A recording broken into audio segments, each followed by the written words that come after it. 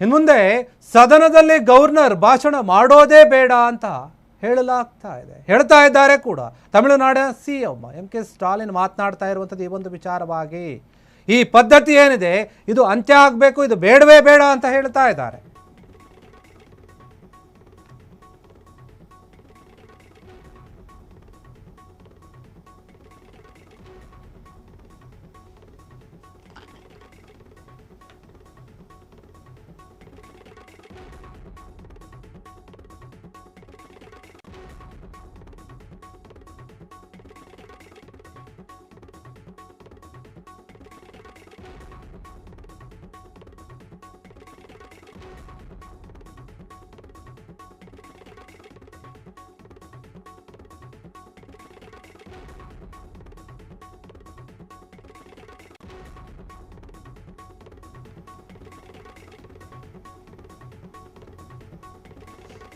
ಸದನದಲ್ಲಿ ಗವರ್ನರ್ಗಳು ಇನ್ನು ಮುಂದೆ ಭಾಷಣ ಮಾಡೋದೇ ಬೇಡ ಅಂತ ಹೇಳ್ತಾ ಇದ್ದಾರೆ.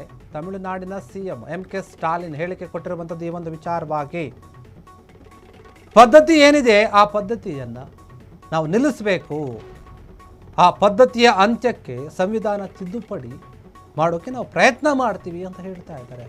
ವಿವಿಧ ಪಕ್ಷಗಳ ಜೊತೆ ಚರ್ಚೆ ಮಾಡ್ತೀವಿ, ಇದರ ಬಗ್ಗೆ ಚರ್ಚೆ ಮಾಡಿ ತೀರ್ಮಾನವನ್ನು ತೆಗೆದುಕೊಳ್ತೀವಿ ಅಂತ ಸ್ಟಾಲಿನ್ ಹೇಳ್ತಾ ಇರುವಂಥದ್ದು. ನೋಡಿ, ಮೊದಲು ತಮಿಳುನಾಡು ಆಯಿತು, ಆನಂತರ ಕೇರಳ, ಈಗ ಕರ್ನಾಟಕ.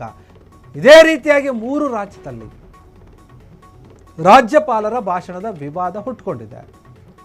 3 ರಾಜ್ಯಗಳಲ್ಲಿಯೂ ಕೂಡ ಒಂದೇ ಮಾದರಿಯ ನಡೆಯನ್ನು ಅನುಸರಿಸಿದ್ದಾರೆ ಗವರ್ನರ್ಗಳು. ಯಾರೂ ಕೂಡ ರಾಜ್ಯ ಸರ್ಕಾರ ಸಿದ್ಧಪಡಿಸಿರುವಂತಹ ಭಾಷಣವನ್ನು ಓದಲೇ ಇಲ್ಲ. ಇವರು ಬೇಡ ಅಂತ ನಿರಾಕರಿಸಿಬಿಟ್ರು. ಇದಕ್ಕೆ ಅಲ್ಲಿನ ರಾಜ್ಯ ಸರ್ಕಾರಗಳು ಆಕ್ರೋಶಗೊಳ್ತಾ ಇವೆ. ಇನ್ನು ಮುಂದೆ ಬೇಡವೇ ಬೇಡ ಗವರ್ನರ್ಗಳು ಭಾಷಣವನ್ನು ಮಾಡೋದು. ವರ್ಷದ ಮೊದಲ ಅಧಿವೇಶನ ಏನು ನಡೆಯುತ್ತೆ ಅದಕ್ಕೆ ರಾಜ್ಯಪಾಲರು ಭಾಷಣ ಮಾಡಬೇಕು, ಓದಬೇಕು ಅಂತ ಇದೆ, ನಿಯಮ ಕಾನೂನಿದೆ. ಅದು ಬೇಡವೇ ಬೇಡ, ಇನ್ನು ಮುಂದೆ ಮಾಡೋದೇ ಬೇಡ, ಇದನ್ನು ತೆಗೆದುಹಾಕೋಣ ಅಥವಾ ತಿದ್ದುಪಡಿ ಮಾಡೋಣ, ಇದಕ್ಕೆ ನಾವು ಪ್ರಯತ್ನ ಪಡ್ತೀವಿ.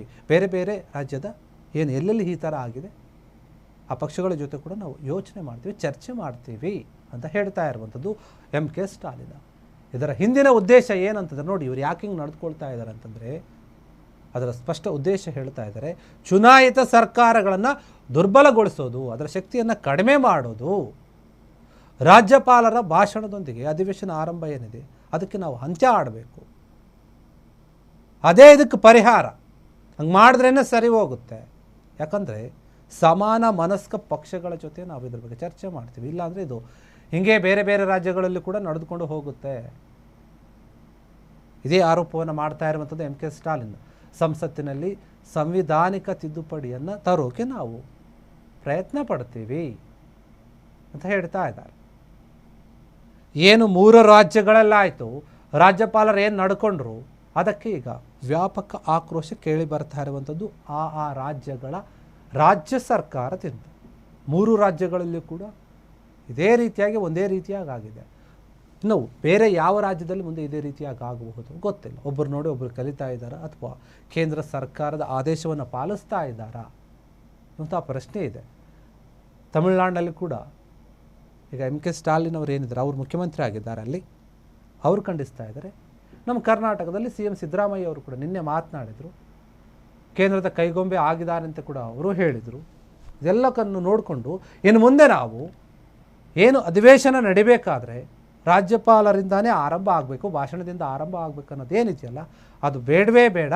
ಆ ಪದ್ಧತಿಯನ್ನು ತೆಗೆದುಹಾಕ್ಬಿಡೋಣ, ಮಾಡೋದೇ ಬೇಡ, ನಮ್ಮ ಪಾಡಿಗೆ ನಾವು ನಾರ್ಮಲಾಗಿ ನಡೆಸ್ಕೊಂಡು ಹೋಗೋಣ ಅನ್ನೋಂಥ ರೀತಿಯಲ್ಲಿ ಮಾತನಾಡ್ತಾ ಇದ್ದಾರೆ.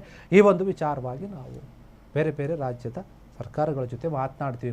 ಅಂದರೆ ನಮ್ಮ ರೀತಿಯ ಮನಸ್ಥಿತಿ ಯಾವ ಸರ್ಕಾರಕ್ಕಿರುತ್ತೋ, ಯಾವ ನಾಯಕರಿಗಿರುತ್ತೋ ಅಂಥವ್ರ ಜೊತೆ, ಅಂತಹ ರಾಜ್ಯದ ಜೊತೆ ನಾವು ಮಾತನಾಡ್ತೀವಿ, ಚರ್ಚೆ ಮಾಡ್ತೀವಿ. ಚರ್ಚೆ ಮಾಡಿ ತಿದ್ದುಪಡಿಯನ್ನು ತರೋಕೆ ಪ್ರಯತ್ನವನ್ನು ಮಾಡ್ತೀವಿ ಅಂತ ಹೇಳಿ ಎಂ.ಕೆ. ಸ್ಟಾಲಿನ್ ಹೇಳ್ತಾ ಇರುವಂಥದ್ದು. ಕ್ಷಣ ಕ್ಷಣದ ಸುದ್ದಿಗಳಿಗಾಗಿ ಫ್ರೀಡಂ ಟಿವಿ ಸಬ್ಸ್ಕ್ರೈಬ್ ಮಾಡಿ, ಲೈಕ್ ಮಾಡಿ ಹಾಗೂ ಫಾಲೋ ಮಾಡಿ. ಹೊಸ ಸುದ್ದಿಗಳ ನೋಟಿಫಿಕೇಶನ್ಗಾಗಿ ಬೆಲ್ ಐಕಾನ್ ಮೇಲೆ ಕ್ಲಿಕ್ ಮಾಡಿ.